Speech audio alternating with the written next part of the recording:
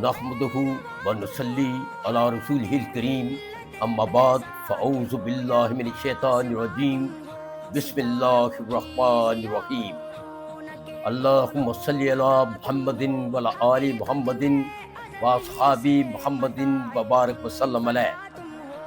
معراج القرآن میں Asghar bag advocate کی طرف سے آپ سب کو خوش آمدید۔ آج کا عنوان ہے سعودی عرب اور پاکستان کے دفاعی معاہدے کی وجوہات۔ قرآن پاک کی سورہ المائدہ کی آیت نمبر 51 میں ارشاد باری تعالیٰ ہے، یا ایھا الذین آمنوا لا تتخذوا اليہود والنصارى اولیاء بعضهم اولیاء بعض وَيَتَوَلَّهُم مِّنكُمْ فَإِنَّهُ مِنْهُمْ إِنَّ اللَّهَ لَا يَهْدِي الْقَوْمَ الظَّالِمِينَ۔ اے ایمان والو، یہود و نصارہ کو اپنا دوست نہ بناؤ، وہ آپس میں ایک دوسرے کے دوست ہیں، اور تم میں سے جو بھی کوئی ان سے دوستی رکھے گا وہ انہی میں سے ہے، یقیناً اللہ ظالموں کو راہ نہیں دیتا۔ سعودی عرب اور پاکستان میں دفاعی معاہدے کی سب سے پہلی اور بڑی وجہ اسرائیل کا قطر پر حملہ کرنا ہے۔ جو ہی اسرائیل نے قطر پر حملہ کیا تو سعودی عرب کے حکمرانوں اور دیگر اسلامی ممالک کے حکمرانوں کے دل میں فوراً یہ بات آئی کہ یہ حملہ یہود و نصارہ کی باہمی گٹھ چوٹ کا نتیجہ ہے، کیونکہ اسرائیل امریکہ کی اجازت کے بغیر قطر پر حملہ کرنے کی جرات بھی نہیں کر سکتا۔ قطر میں امریکہ کے بہت زیادہ مفادات ہیں۔ قطر میں امریکہ کا بہت بڑا ایئر بیس اور فوجی اڈا ہے۔ قطر نے ہر مرحلے پر امریکہ کو لا متناہی مالی امداد فراہم کی ہے۔ ہر مرحلے پر قطر امریکہ کے کام آیا ہے۔ قطر نے امریکہ سے یہ ضمانت لے رکھی ہے کہ وہ ہر ملک سے، ہر جارحے ملک سے قطر کی حفاظت کرے گا، اور قطر کی حفاظت کے لیے امریکہ قطر سے لاتعداد ان گنت مالی امداد حاصل کرتا چلا رہا ہے۔ قطر پر اسرائیل کا حملہ یقیناً بالواسطہ یا بلا واسطہ امریکہ کی اجازت سے ہی ہوا ہوگا۔ قطر پر یہ حملہ نہ صرف سعودی عرب کے حکمرانوں کے لیے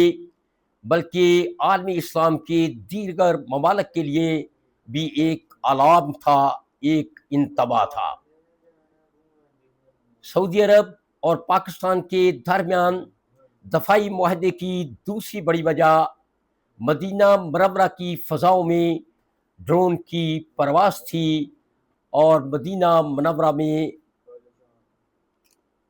میزائل کا گرنا تھا۔ تیسری وجہ اسرائیل کے وزیر اعظم نیتن یاہو کا یہ اعلان کہ حماس کے آدمی جہاں کہیں بھی ہوں گے، جس ملک میں بھی ہوں گے، اسرائیل وہاں حملہ کرے گا، چاہے وہ چین میں ہی کیوں نہ ہو۔ اور چوتھی وجہ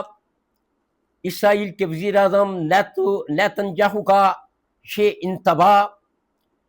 کہ جو بھی اسرائیل کے خلاف آواز اٹھائے گا، اسرائیل اس پر حملہ کرے گا۔ ایسے حالات کے تناظر میں سعودی عرب کے حکمرانوں کے لیے سوچنا یہ ایک فطری بات تھی کہ اگر اتنے گہرے روابط کے باوجود بھی امریکہ قطر کی حفاظت نہیں کر سکا، قطر کا محافظ نہیں بن سکا، تو کل کلاں جب اسرائیل سعودی عرب پر حملہ کر دے گا تو اس صورت میں بھی امریکہ سعودی عرب کو تحفظ فراہم نہیں کر پائے گا، کیونکہ یہود و نصارہ ایک دوسرے کے دوست ہیں، اور مسلمانوں کے لیے انتباہ ہے کہ وہ یہود و نصارہ کو اپنا دوست نہ بنائیں۔ ایسی صورتحال کے تناظر میں سعودی عرب کے حکمرانوں کے لیے سوچنا یہ ایک فطری سا عمل تھا کہ کسی ایسے ملک کی طرف دیکھیں جو اسلامی ملک بھی ہو، جو ایٹمی طاقت بھی ہو، جس کے عوام اور جس کی فوج خانہ کعبہ اور روضہ اقدس سے محبت کرتے ہوں، خانہ کعبہ اور روضہ اقدس کی حفاظت کے لیے اپنی جان تک قربان کرنے کے لیے تیار ہوں، تو ایسا ملک پاکستان ہی ہے جو اسلامی ملک بھی ہے اور دنیا کی سب سے بہترین اور اعلیٰ فوج بھی رکھتا ہے، جو ایٹمی قوت بھی ہے، اور نہ صرف جارحے ملک کا مقابلہ کرنے کی استطاعت رکھتا ہے بلکہ جارحے ملک کو